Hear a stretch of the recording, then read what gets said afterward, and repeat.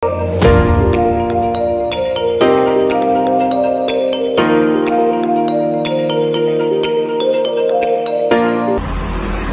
warahmatullahi wabarakatuh. Perkenalkan, saya Asing Lydia. Jadi di sini saya akan bahas tentang lingkungan pendidikan. Nah, jadi pasti teman-teman pada penasaran kan tentang apa sih lingkungan pendidikan itu?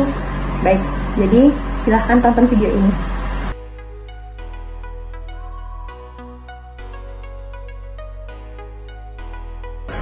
Oke, baik. Di sini saya akan menjelaskan tentang definisi lingkungan pendidikan. Nah, pasti banyak nih yang bertanya, apa sih yang dimaksud dengan lingkungan pendidikan?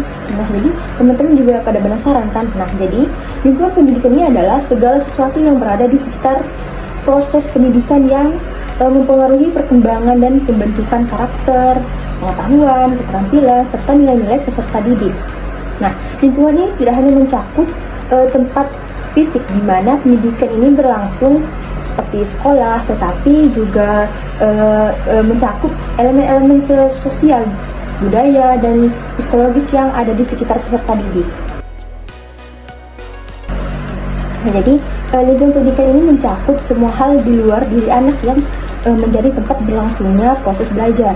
Nah, fungsinya ini adalah membantu anak berinteraksi dengan lingkungan, fisik, sosial, dan budaya di sekitarnya. Nah, serta memanfaatkan sumber-sumber pendidikan untuk mencapai tujuan belajar. Nah, lingkungan pendidikan ini juga diatur agar proses belajar menjadi efisien dan efektif. Nah, lingkungan ini juga bisa menjadi sumber pembelajaran. Nah, jadi ada beberapa jenis lingkungan pendidikan, yaitu yang pertama lingkungan pendidikan keluarga, lingkungan pendidikan sekolah, dan lingkungan pendidikan masyarakat. Nah, jadi yang pertama itu adalah lingkungan pendidikan keluarga. Nah, keluarga adalah kelompok utama yang terdiri dari beberapa orang dengan ikatan darah atau pernikahan, seperti keluarga inti dan keluarga besar. Nah, di Indonesia keluarga besar itu lebih umum ibu.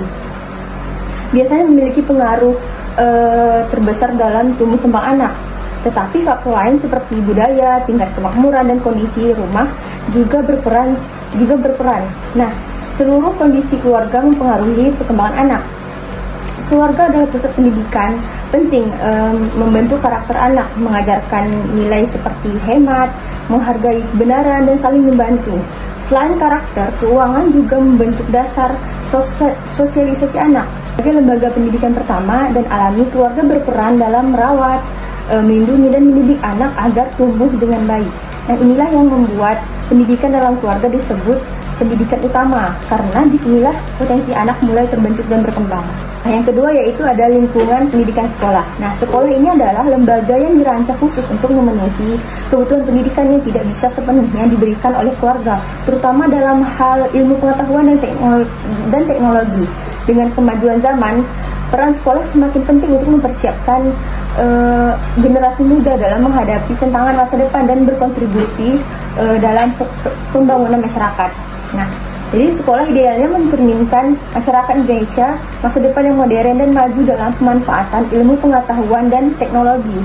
Yang ketiga yaitu ada lingkungan pendidikan masyarakat. Nah, jadi dalam lingkungan pendidikan ini ada kaitannya antara masyarakat dan pendidikan, dapat dilihat dari tiga aspek utama, yaitu yang pertama masyarakat sebagai penyelenggara pendidikan. Nah, jadi pendidikan dapat diselenggarakan oleh masyarakat melalui lembaga formal seperti sekolah maupun non formal seperti pelatihan di luar, maupun atau bisa juga tidak dilembagakan seperti melalui pengalaman sehari-hari. Nah, yang kedua yaitu ada peran lembaga dari kelompok sosial. Nah, berbagai lembaga dan kelompok di masyarakat, baik secara langsung maupun tidak langsung, memiliki peran induktif untuk membantu pembentukan sikap, pengetahuan, dan keterampilan individu. Yang ketiga yaitu sumber belajar di masyarakat. Nah, jadi dalam masyarakat ini tersedia banyak sumber belajar, baik yang dirancang khusus untuk belajar atau maupun yang hanya dimanfaatkan sebagai bahan belajar. Nah, seperti pengalaman di kehidupan sehari-hari. Nah, manusia dalam kegiatan sehari-harinya secara otomatis belajar dan mendidik dirinya sendiri untuk berkembang. Dari ketiga aspek yang sudah saya jelaskan tadi, aspek kedua dan aspek ketiga terutama mencerminkan peran masyarakat sebagai pusat pendidikan, meskipun ketiganya saling berkaitan dan sulit dipisahkan. Nah, fungsi dari masyarakat ini dalam pendidikan ini yaitu sangat bergantung pada tingkat perkembangan masyarakat itu sendiri.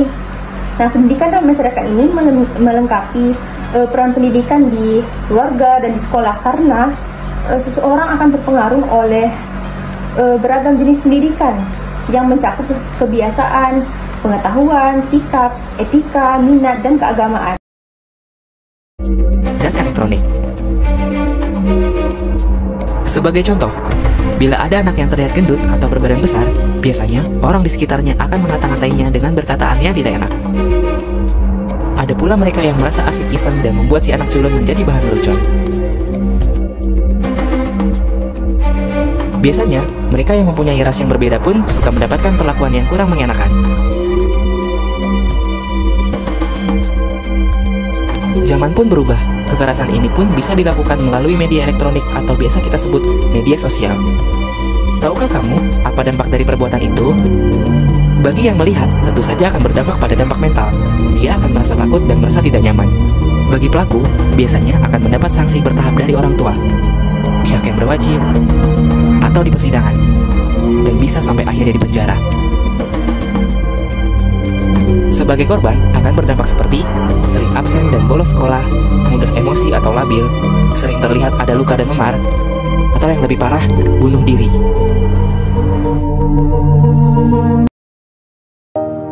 Perilaku perundungan harus dicegah sejak dini dengan melibatkan orang tua dan pihak sekolah. Misalnya, guru dan orang tua perlu bekerja sama untuk menangani permasalahan bullying dengan musyawarah yang baik agar dapat solusi yang terbaik. Sekolah perlu menciptakan kultur yang nyaman, aman, dan sehat, sehingga siswa bisa berinteraksi dengan baik dengan teman-temannya.